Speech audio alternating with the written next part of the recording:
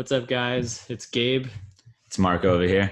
Welcome to the Basketball Doctors podcast, and thank you for listening in. This week's topic is thoracic spine mobility. So we went over ankle mobility last time. Now we're going into a little bit more mobility, the thoracic spine or mid-back and upper back. So Marco, do you mind introducing the topic a little bit and talking about why it's important for basketball players? Yeah, for sure. So thoracic spine. So we'll break it up into, there's three parts of the spine. There's the lumbar spine, thoracic spine, cervical spine. The cervical spine is your neck, thoracic spine is your upper back, and lumbar spine is your low back. And when we talk about thoracic spine, we actually talk about that's the area that's supposed to move the most in regards to motion in flexion, meaning, coming forward, extending back, going backwards, then rotating. And the best way to describe it, it's in the middle of two things that are supposed to be kind of stable.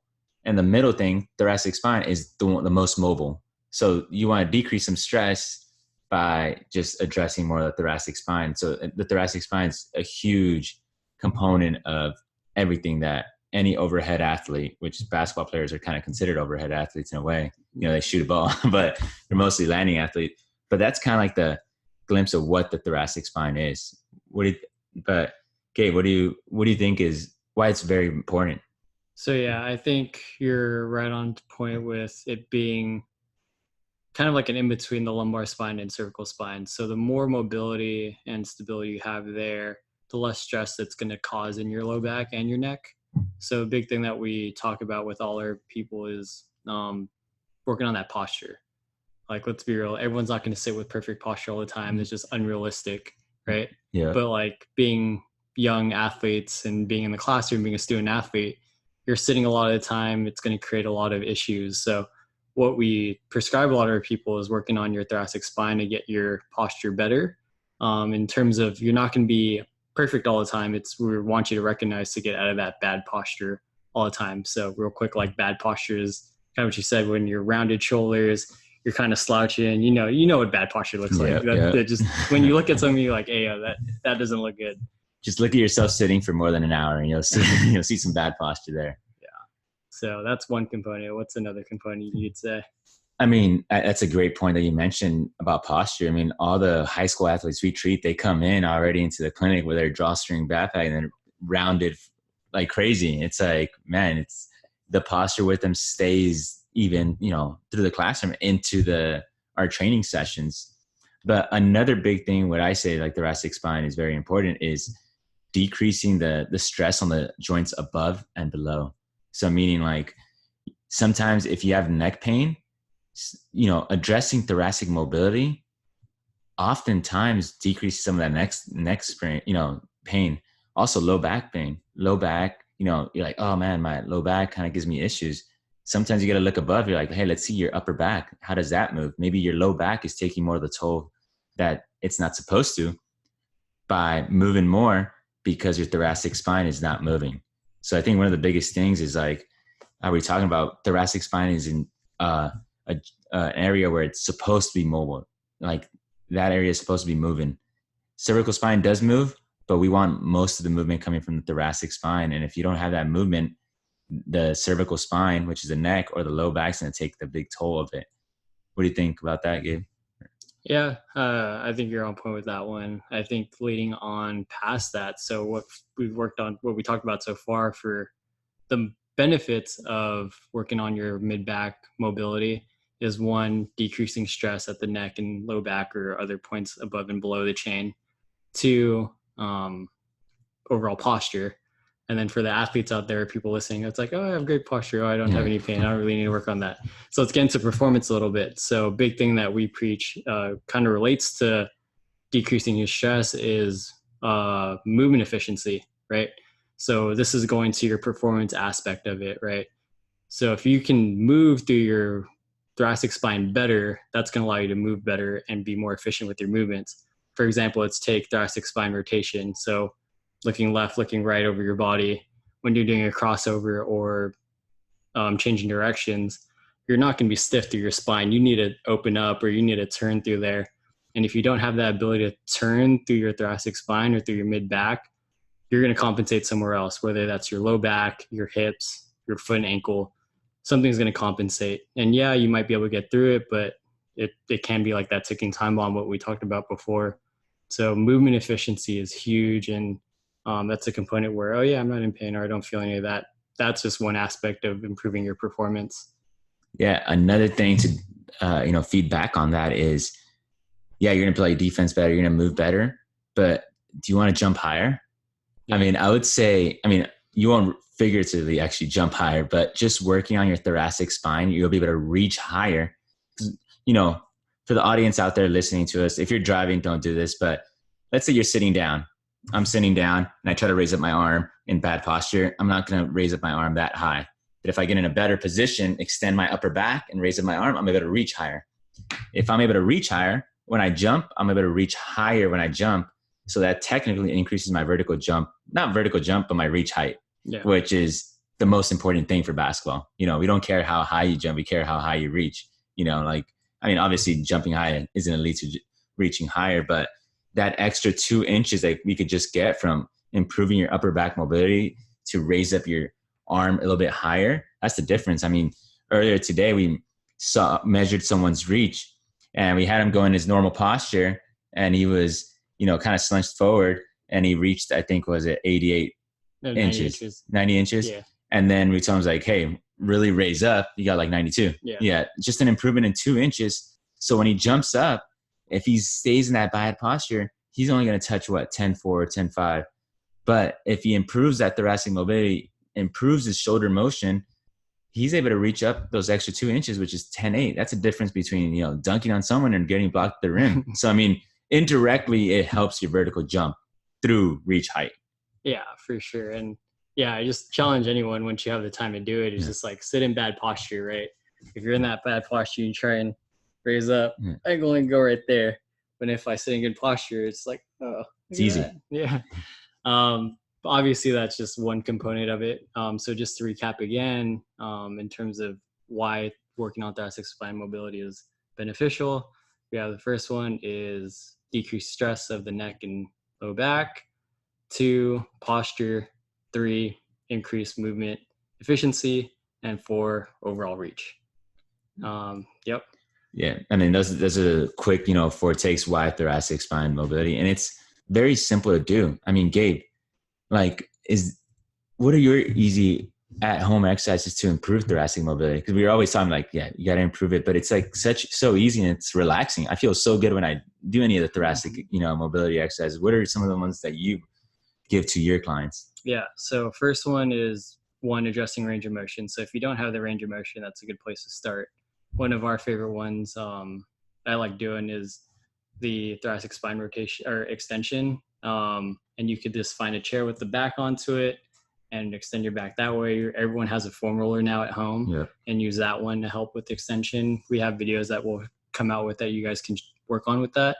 And then as well as rotation on range of motion. So I really like using the open books where you lock out that lumbar spine, you turn, open up, take a couple of deep breaths, really relax the muscles, and then open up the 1 rib cage into the thoracic spine itself. So that's one way is range of motion. And how about you? How about you like working on it? Yeah, I like the way that you mentioned just like the overall locking up the lumbar spine, because we'll see a lot of athletes are like, hey, move from your upper back, and they can't move from their upper back. They'll move from their low back. And I love the whole open book with, if you bring your knee to your chest, and we'll have videos on our Instagram, YouTube describing these exercises. But if you bring your knees towards your chest, your lumbar spine goes into flexion, kind of locks it out. So you have to move from your upper back. So it really makes it selective in where you're moving. But those are one of my top exercises actually as well. In regards to, if, Gabe mentioned the range of motion, one thing that could be limiting the range of motion besides, the joint itself, another thing is muscle flexibility. And some of them that I like to target first is like pec. Pec gets super tight. We are slunched forward, bad posture. We do too much bench press, too much push-ups. I know that push-up challenge on Instagram right now is like C10, give 10, whatever it is. Yeah. But we're constantly pushing. So one thing that I like, I know Gabe mentioned everyone has a foam roller. Just lay on the foam roller, have your back against the foam roller vertically, and just bring out your arms like a wine glass out to the side, and you'll feel a big stretch in your pec there. And you could change it up to get the sterno and clavicular fibers, which are two portions of the pec, by raising your arms a little bit higher and higher. But that's one of my key muscles. What's another one of your key muscles that you target to improve, thoracic spine motion? Yeah, I think pecs are huge. I think you nailed it with like our whole culture being rounded Yeah. like that. So pecs are huge. I think going back to the reaching overhead is your lats. Super tight on most people. It's something that's just tight that we can easily address. So lats is a really good one that I like doing. And the way I like working on it is with the thoracic spine extension. It's one where you find a table or some type of stable surface. You could be sitting, kneeling on the ground, and you pretty much bend at the hips until you get to your end range of thoracic spine extension.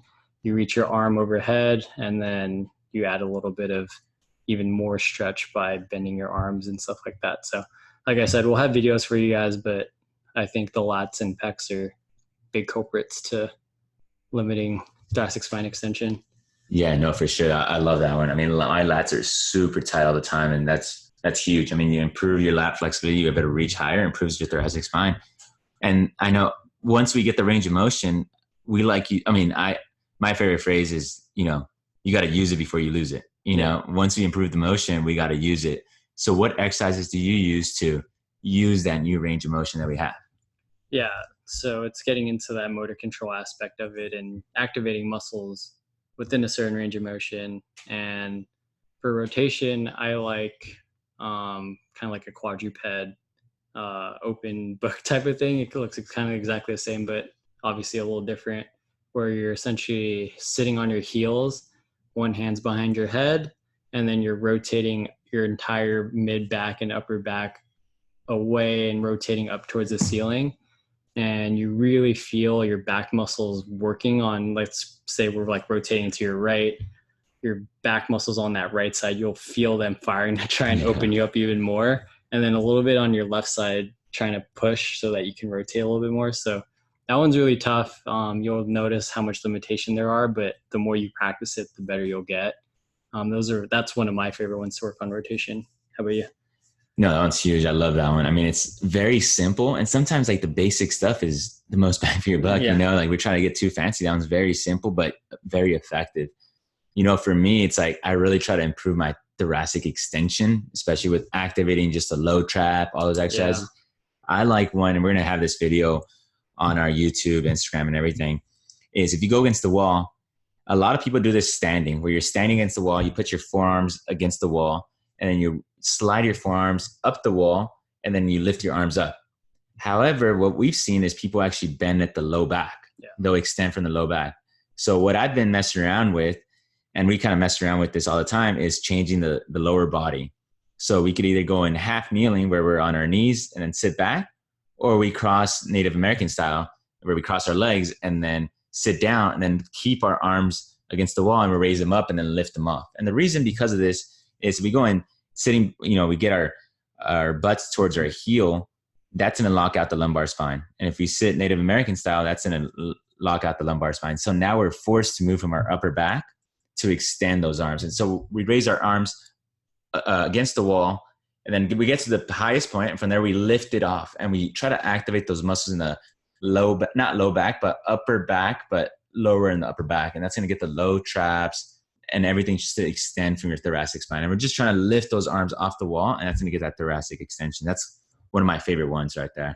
Yeah, for sure. I think that's a good place to start. And then as they get better with control, you got to teach them how to do it without locking their lumbar spine, right? So like being able to activate their core to not move from the wrong places and cheat. Yeah. So because everyone cheats early on, so might as well keep it super simple and lock out that lumbar spine for them. So those are some of our favorite ways of working on it. Yeah, I mean, like you said, everyone cheats. I know, like, hey, getting good posture, and they're like, the first thing they're gonna do is they'll whip their low back and then extend. But I'm like, no, you need to get from your upper back. That's gonna start, Yeah. But yeah, that's kind of like the gist of thoracic mobility. Yeah. Would you say, or would you add anything else, Gabe? No, I think that's pretty much sums it up for the most part. Like I said, or like what we mentioned, we'll have some things coming out over the next week to talk about what we just essentially talked about today, and take a look at those. And if you have any questions, feel free to message us in any fashion. We have a bunch of platforms, so Yeah. get in contact with us in that way. So transitioning, we had some really good podcasts this week. Huge. People that are really big in the basketball world, and it was really nice talking to them and kind of getting their perspective. I know you talked to Brianna Butler, registered dietitian. Do you want to go into some things that you took out of that conversation? No, yeah, that was a big podcast. And I know nutrition, a lot of people talk about it, but I mean, we always talk about it ourselves. Like, man, nutrition is huge and it's so hard to implement it. We're on the go, we're, you know, treating patients, seeing other people. It's like so hard to get nutrition, but the matter of fact, nutrition is one of the biggest contributors to success on the court and during rehab as well. And Brianna kind of does a great job in the podcast to talk about like what we mentioned is these power portions or power meals. Like the biggest thing I learned from talking to her is if we're playing an activity for more than 60 minutes, we got to fuel. She even said for more than 30 minutes, but in the safe side, 60 minutes, meaning if we're playing a basketball game, we finish the game and they're like, hey, Gabe, let's run it back. I'm like, damn. All right. And this is over an hour or, we have a double header. We got to get something to fuel us. And the fuel is either something light, easy digestible. So it could be some crackers, could be a banana, could be a PB&J, just something fast digestible, fast carbs. And everyone talks about like carbs are bad, but for basketball players, carbs are necessary. I mean, carbs are the fuel. The biggest thing I kept on saying is you're a car. And most likely if you're an athlete, you should be a very nice car, like a Lambo, Ferrari. Ideally, right? You don't, I mean, nothing is shame against like a Toyota Corolla or a Honda Civic. They're good for the long run, but right now it would be a fast car. And if you go put in gas, you don't want to put the cheap gas. You want to put the premium gas. And the gas you put in your body and your car is the fuel that you put in your body in regards to nutrition. So we want to put quality meals in. So before you go on the court, ideally 60 minutes, at least 30 minutes, but ideally 60 minutes, you should have a high carb meal to be able to fuel you for that hour long. Because if you do it 20 minutes before the game, it's not going to be digestible before then. An hour is just enough time, and you want a good carb source, spaghetti, pasta, or whatever. And from there, if the game's long enough, you might have to get those Gatorade chews, anything to give you some energy to help you maintain that stamina throughout the game. And then the biggest thing is after. I mean, everyone that's been in the weight room is like, hey, I need to get my protein shake right after. What's the research behind it? From what I learned and talking with Brianna, right now the research is iffy. But everything shows that you want to have something 30 to 60 minutes after, or at least after. Some people say 2 to 3 hours. She recommends 30 to 60 minutes. And honestly, when it comes to nutrition, I'd rather not take any risks. I'm going straight from the game, making myself a smoothie, anything to replenish the carbs lost, that way I could recover.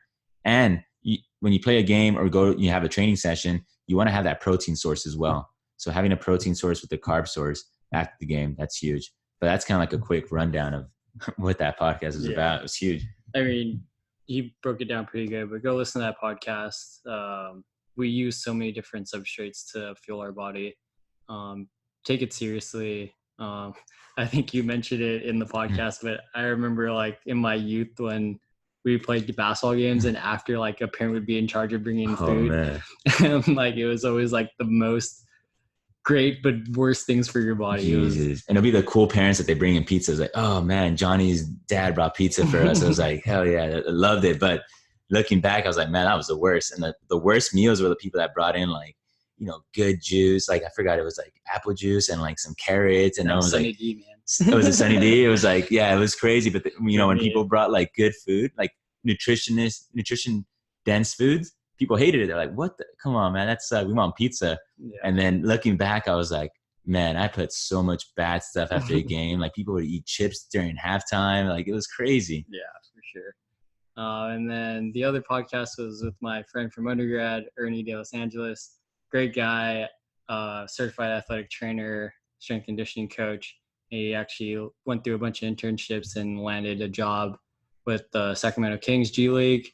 Super great guy. He does a lot for that team and he knows a lot of information. And it was a really good podcast talking about his journey from when we met from undergrad into becoming where he is now as a head strength and conditioning coach for the G League. And he talks about the ins and out of working for the G League and how much he actually has to do.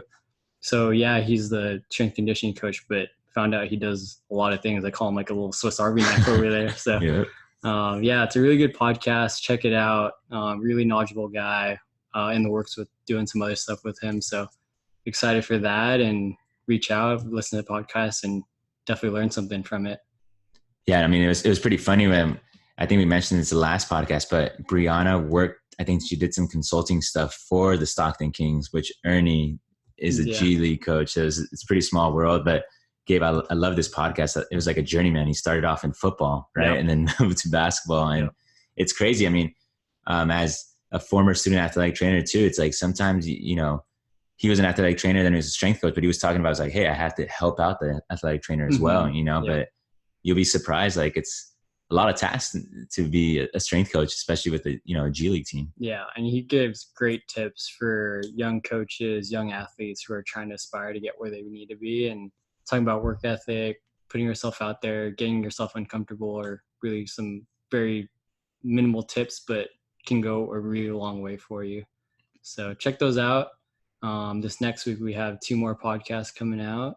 Do you mind letting them a little glimpse of what's coming?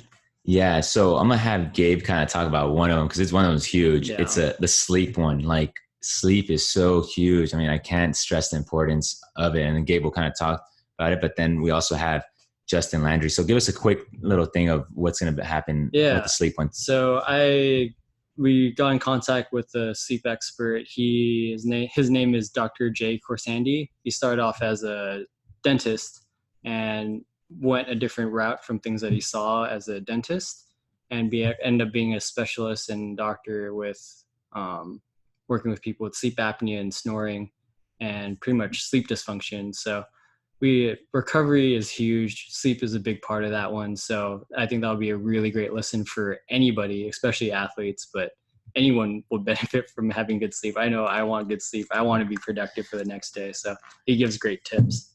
Yeah, no, it's huge. I'm listening to it. Trust me, it was so good. Like I'm actually implementing some of this stuff already. Yeah. And it's been helpful. It's been helpful. And our other podcast that we're gonna have is with a strength coach from Georgia State, Justin Landry. So I connected with him through one of our friends, Dave Martin. But they're big on 3-dimensional strengthening. In other words, strengthening in different planes of motion. We're always, strengthening in the sagittal plane, meaning straight ahead. Like we're always doing lunges one way, squats one way, but we never train different directions. And basketball, I mean, I never play straight up and down. We're playing side to side, 45-degree angle. So we talk about how to strengthen those motions and why it's important to get experience and get comfortable in those different planes of motion. Yeah, it's just solidifying the fact why we train people in different planes of motion. Like if your trainer, PT, or somebody, obviously they have their reasoning for it, but if they're just getting you working out in one plane, you got to ask them why. You got to run. Yeah. You got to run. And this straight up, if you haven't done a lateral lunge or a what we call like a transverse lunge or rotational lunge or anything in the rotational movement, I don't know, man. Hopefully there's a reasoning behind it. Yeah. But yeah, that pretty much wraps up our podcast. Hope you guys learned something valuable and listen to those last 2 podcasts and these next 2 coming up. Thanks, guys.